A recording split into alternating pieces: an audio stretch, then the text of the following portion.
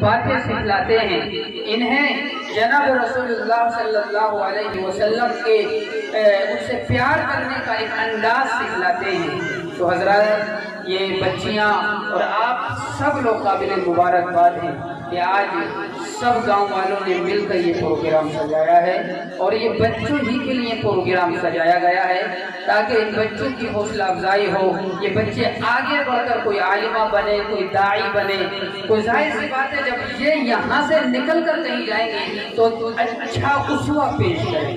آئیے میں عزیزہ صادقین بنت جناب ابو الحسن صاحب میری تشریف لائیں اور نماز کے اندر جو چیزیں فرض ہیں انہیں پیش کریں۔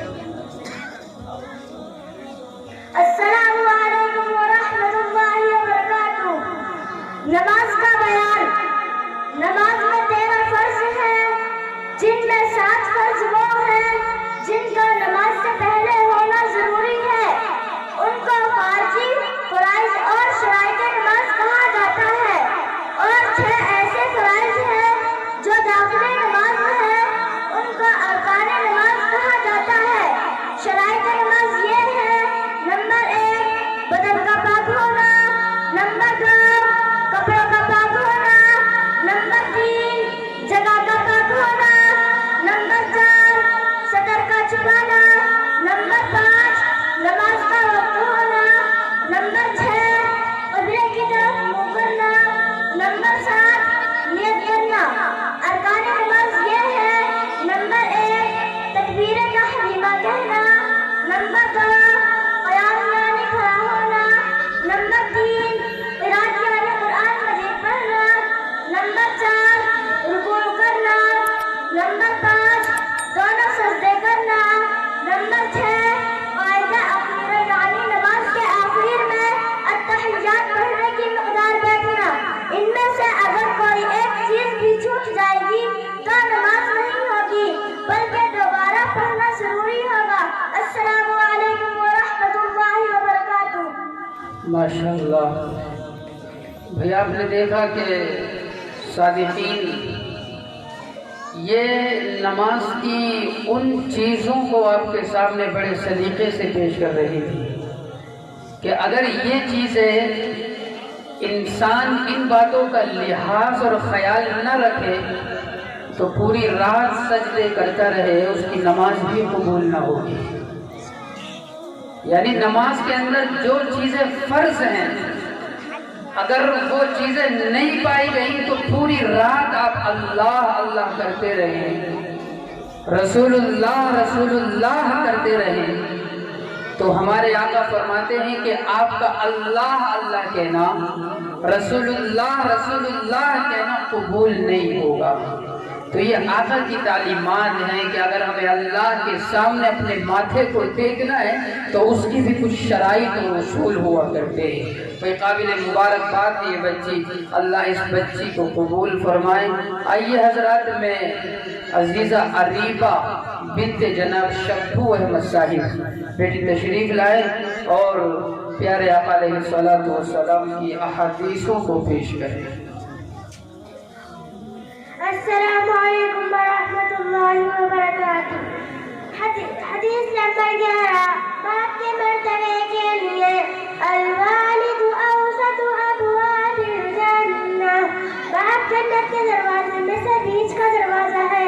حدیث نمبر 12 بڑوں کی عزت کے لیے فلیس منا من لم یوقر کبیرنا، جو بڑوں کی عزت نہیں کرتا وہ ہم میں سے نہیں ہے۔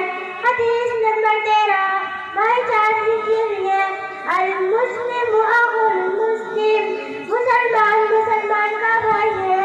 حدیث نمبر 15 حدیث نمبر 14 رحم کے لیے لا یرحم لا یرحم، جو رحم نہیں کرتا اس پر رحم نہیں کیا جاتا۔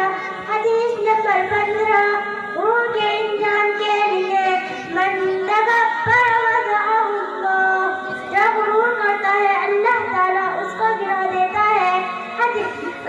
السلام علیکم ورحمۃ اللہ وبرکاتہ۔ جو غرور کرتا ہے اللہ اس کو گرا دیتا ہے۔ تو حضرات یہ بچیاں اس خوبصورت منچ سے یہ آپ کو پیغام دے رہی ہیں کہ ہمارے آقا ان باتوں کی تعلیم لے کر آئی ہے۔ غرور نہ کیا جائے، سلام کیا جائے، چاہے آپ جانتے ہو یا نہ جانتے ہو۔ حضور نے فرمایا سلام کیجئے تعریف ملا تعریف، ہر اس شخص کو کہ جس کو آپ جانتے ہو یا نہ جانتے ہو۔ یہ حضور کا ایک خوبصورت پیغام ہے، اور حضور نے فرمایا لوگوں آپ سلام کرو گے تو معاشرے میں محبت ہی محبت پھیلتی جائے گی۔ آج ہم کہتے ہیں کہ یار اس نے سلام ہی نہیں کیا، میں کیوں کروں، میں اس کو جانتا تھوڑی ہوں جو میں اس کو سلام کروں۔ نہیں حضرات، ہمارے نبی کا یہ پیغام ہے، چھوٹا ہو بڑا ہو، بوڑھا ہو نوجوان ہو، جانتے ہو یا نہیں جانتے ہو، آقا نے فرمایا لوگوں سلام کو عام کرو، لوگوں کے دلوں کے اندر محبت آپ کے لیے گھر کرتی چلی جائے گی۔ آئیے حضرات میں گزارش کر لوں عزیزم محمد زید بن جناب ذل حسن صاحب، بیٹے تشریف لاؤ اور پانی پینے کی سنتوں کو پیش کرو۔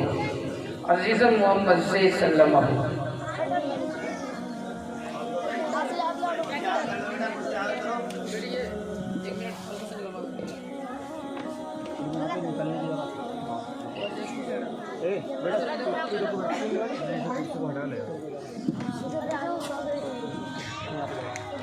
یہاں پہ نکلنا بند نہیں رکھوا دو یہ پوری لائن۔ السلام علیکم ورحمۃ اللہ وبرکاتہ۔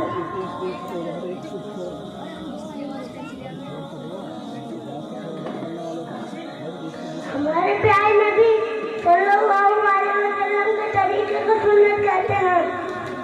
پانی پینے کی سنت ہے، نمبر 1 دائیں ہاتھ سے پینا، نمبر 2 بیٹھ کر پینا، نمبر 3 دیکھ کر پینا، نمبر 4 بسم اللہ پڑھ کر پینا، نمبر 5 تین ساتھ میں پینا یعنی پانی میں پھونک نہ مارنا، نمبر 6 پینے کے بعد الحمدللہ کہنا۔ صدق اللہ العظیم۔ السلام علیکم ورحمۃ اللہ وبرکاتہ۔ ماشاءاللہ، بچہ یہ پیغام دے رہا تھا کہ ہمارے آقا نے جو پانی پیا ہے اس انداز میں پیا ہے، بیٹھ کر پیا جائے، 3 سانسوں میں پیا جائے، اور پانی پینے کے بعد میں پھر اس رب ذوالجلال کا شکریہ ادا کیا جائے کہ جس نے بڑی آسانی سے ہمیں پانی دیا ہے۔ آئیے حضرات میں گزارش کر لوں عزیزہ فیروزہ بنت جناب شمس الدین صاحب، بیٹی تشریف لائیے اور تلاوت کلام اللہ پیش فرمائیے۔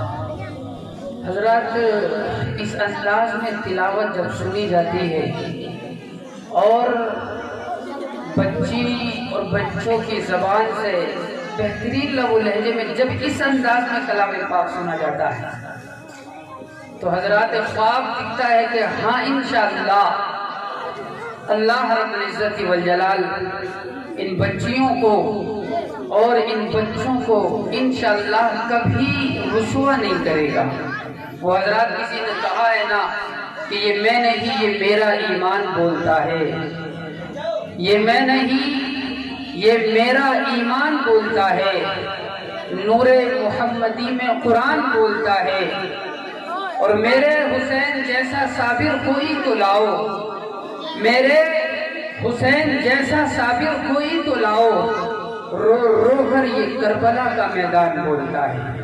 اللہ رب العزت والجلال ان اساتذہ کی محنت کو قبول فرمائے اور اس گاؤں والوں کی محنتوں کو قبول فرمائے۔ الحمدللہ خوشی تب ہوتی ہے کہ یہ ادارہ جس میں 2 استاذ پڑھاتے ہیں، اور الحمدللہ گاؤں ہی نے اس کی ذمہ داری لے رکھی ہے کہ ہم ہی ان اساتذہ کی تنخواہ کا انتظام کیا کریں گے۔ اللہ رب العزت والجلال مزید حوصلہ ہم سب کو دے، اور اتنا حوصلہ دے کہ یہ مدرسہ انشاءاللہ اور آگے پہنچے اور بچے پڑھیں، پھر انشاءاللہ ماحول بہت اچھا، بہت خوشگوار، بہت خوبصورت نظر آئے گا۔ آئیے میں گزارش کر لوں عزیزہ مہک بنت جناب ابو الحسن صاحب، بیٹے تشریف لائیے اور اسلام کی بنیادوں کو پیش کریں کہ اگر وہ چیزیں نہ ہوں تو اسلام اسلام ہی نہیں ہے۔ مہک۔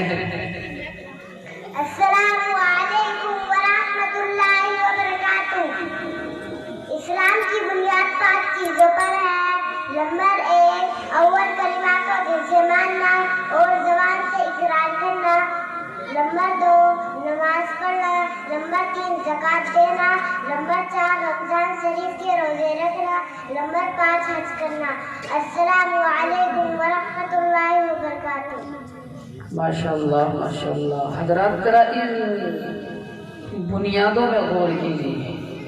آقا نے فرمایا کہ یہ اسلام کی بنیادیں ہیں، بنیادیں ہیں۔ آقا نے یہ نہیں فرمایا کہ یہ پورا اسلام ہے۔ اب ظاہر سی بات ہے، ہم جہاں بستے ہیں اس دنیا کے اندر، تو جب اپنے گھر کو تعمیر کرنے کا ارادہ اور عزم کرتے ہیں تو ایسا تو نہیں ہے کہ ہم صرف گھر کی بنیادیں کھڑی کر دیں اور اس کے اندر رہنے لگے۔ اے بیٹی، پوری بات بنیادوں کے بعد تو اس پر منزل کو کھڑا کیا جاتا ہے، اس کے اندر ڈیکوریشن کی جاتی ہے، اس کے اندر پانی کا انتظام کیا جاتا ہے، اس کے اندر لائٹنگ کا انتظام کیا جاتا ہے، ٹائلز وغیرہ کا انتظام کیا جاتا ہے، تب جا کر گھر خوبصورت گھر بنتا ہے۔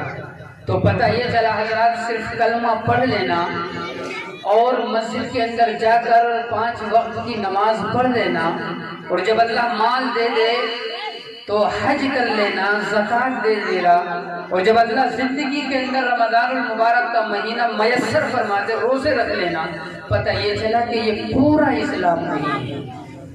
یہ تو صرف بنیادیں ہیں، بنیادیں۔ اگر یہی نہیں ہوگی تو ظاہر سی بات ہے گھر کہاں کھڑا ہوگا۔ تو حضرات یہ بنیادیں ہیں، اور بنیادوں کے بعد میں ایک بڑا اثاثہ چاہیے ہوتا ہے کہ گھر کو بنانے کے لیے۔ تو حضرات ہم اس کلمے کے تقاضے کو سمجھے، لا الہ الا اللہ محمد الرسول اللہ۔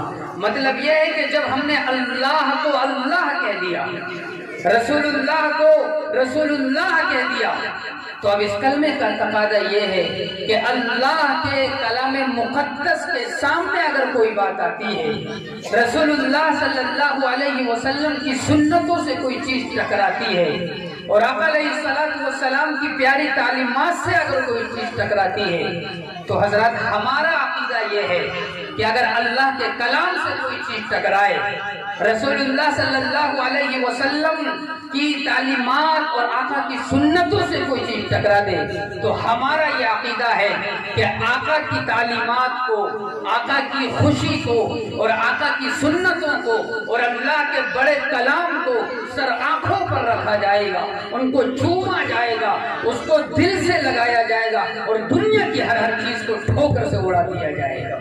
یہ ہے کلمے کا تقاضا، یہ چاہتا ہے ہم سے اللہ، یہ چاہتے ہیں ہم سے ہمارے حبیب جناب رسول اللہ صلی اللہ علیہ وسلم۔ حضرات اس وقت جو حالات ہیں، ان حالات کے اندر ہر انسان کو دین پر پوری طریقے سے اترنا پڑے گا، مگر ہمارے ابھی سمجھ نہیں پا رہے ہیں نوجوان۔ حضرات جو برما کے اندر مسلمانوں کو کاٹ دیا گیا، وہاں بھی حکومتیں تھیں، وہاں بھی اللہ کو ماننے والے تھے، وہاں بھی بڑے بڑے لوگ تھے.